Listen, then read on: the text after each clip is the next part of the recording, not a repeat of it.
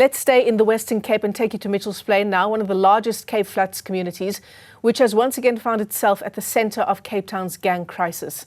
In recent months, widespread shootings have claimed the lives of dozens of people, leaving residents gripped by fear and uncertainty. Despite increased police patrols and operations, the violence continues to escalate, with both gang members and innocent bystanders caught in the crossfire. Newzroom Afrika's Nasiphi joins us live for more. Nasiphi, that's lots going on in your province as we chat this morning. There's the issue of taxi violence and the measures that the Western Cape province is putting into place. And then, of course, the perennial issue of gang violence, which is not limited to Mitchell's Plain. Of course, there are many, many other areas on the Cape Flats that we can single out. Why are we singling out Mitchell's Plain today?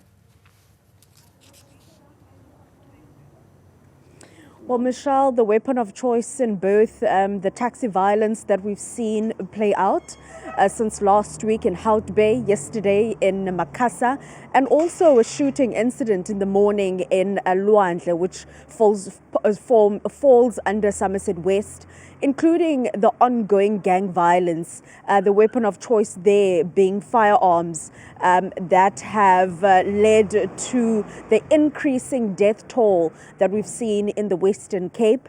And we are in Mitchell's Plain, Michelle, because it is one of the many communities on the Cape Flats that has seen the escalating gang wars, leaving many communities being gripped by fear, as you put it, and feeling like they're being held hostage. But Michelle, beyond the stats and the figures that we have from authorities and also the headlines, we are in Mitchell's Plain to speak to people that live here, that work here, to talk to us about their lived reality in living in places like Mitchell's Plain that are gang infested. I am joined by the founder of a school in Mitchell's Plain, but also a resident that lives in places that have been gripped by gang violence. We are currently at school, but talk to us about, the lived realities of living in places like Mitchell's Plain. Hi, good day. So the reality is you don't know if you are safe with it in your yard, in the house. You can't even send the child to a tuck shop. You can see our learners even outside are always supervised because you don't know if you're going to be witnessing a drive-by shooting. So the reality is you're constantly living in fear. There is no other way of putting it. The children are traumatized at home, be it at school. You're just constantly living in the trauma. You don't want to go anywhere, but you're also not safe in your house. So you're always constantly living in fear. And how do you translate that fear to, the young children that perhaps don't understand what is going on around them? They don't understand, but I would say it's become such a reality that we have to inculcate things like bullet drills, for example, at our school, so that we don't want to say it's the norm, the gang violence, but we're also trying to teach children to adapt to, if they're in that situation, what do we do so that they're not left there helpless in that situation. So for the learners, psychologically, it does affect them. You will see the terror, the fear they have, because they can't differentiate between what's a reality and what's not. I do believe that the gang violence, they do have choices to make, and unfortunately these young ones that has now streamed to the gangsters are affected, and now, it would be someone's friend or someone's brother that's in our school as well, so you're just not safe anywhere.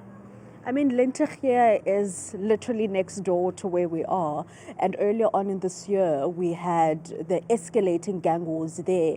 I'm assuming you heard the shots going off during the course of the day. But how do those bullet rolls, as you put it, play out? Is there a warning? Is there a siren? And what do the children do? So what happens is when we do a bullet siren, we will ring the whistle 3 times. We will blow it. On the 3rd whistle, the learners would know they need to drop immediately to the floor. We close the doors and stuff like that. So the teachers, we try and teach them not to create panic, because obviously the learners are frantic, So we just try to remain as calm as possible and try and calm the learner down, because after that we need to resume and continue with the lesson as per norm.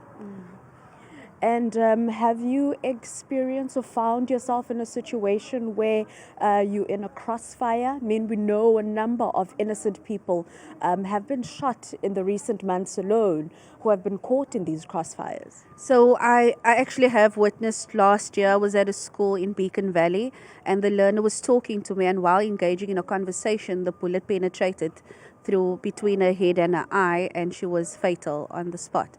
So that trauma alone, you can only imagine having to go for counseling and stuff to debrief what just took place.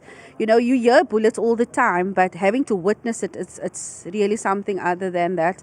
And then also, if we can speak about the 6 people that were shot in Beacon Valley one day at tuck shops, it's literally my neighbors, you know. So I knew the lady that was shot dead, Chandra.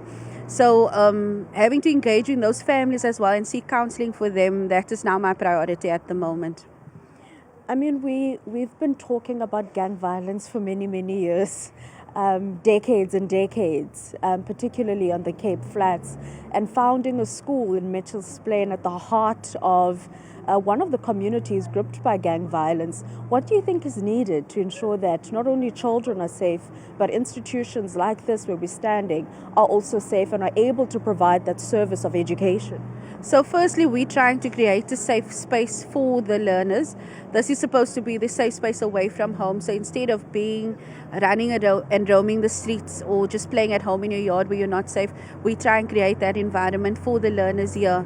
Most of these learners' parents are either somehow affiliated to a gang or they're on drugs and stuff like that. So we're just trying to remove them from that which we would labelize as a danger zone. So we try and create a safe zone for those learners. How do you create a safe zone when there's gunshots going off around this community and you have to teach children as young as 7 years old, what to do when a shooting goes off outside the school? So basically, I won't say it's the norm. It's just like we have to teach them the scoping mechanisms. When you hear a bullet, even if it's a car that's backfiring, you can't differentiate between the two. You know you need to lay down flat until we declare the zone is safe enough for you to actually stand up. But it is a bad thing for the child itself, the trauma. Even just a simple drill or a car backfiring, it is traumatizing for the child because they don't know what's going to happen. But we just pray and we trust God for the process that we all will be safe. Has there ever been an instance where you felt that there's been so many gunshots going off, maybe it's safer for the children to go home and having to call the parents? We had an incident, and then with the training we received from disaster management with the city of Cape Town, they told us sometimes when we send them home, we're actually sending them into the danger zone. So now we've been advised, should the area become volatile, we'd rather keep them here until it's safe to then send them home. So we have actually learned a lot in this last few months in terms of how to deal with these situations. So our next call would now not be, we will notify the parent, but we won't allow them to take them home. But then once it's clear and safe, then we will tell them you may now collect your learners. Thank you so much. That is Zainab Flores there. We are currently in Mitchell's Plain. She's talking to us about the lived reality of having an academy or an institution of learning in a place like Mitchell's Plain. Not too far from here is Lentegeur. And we know in January, with all the shooting incidents that occurred in a space of hours, from Beacon Valley to Lentegeur, East Ridge, including West Ridge, that saw the deployment of law enforcement agencies here.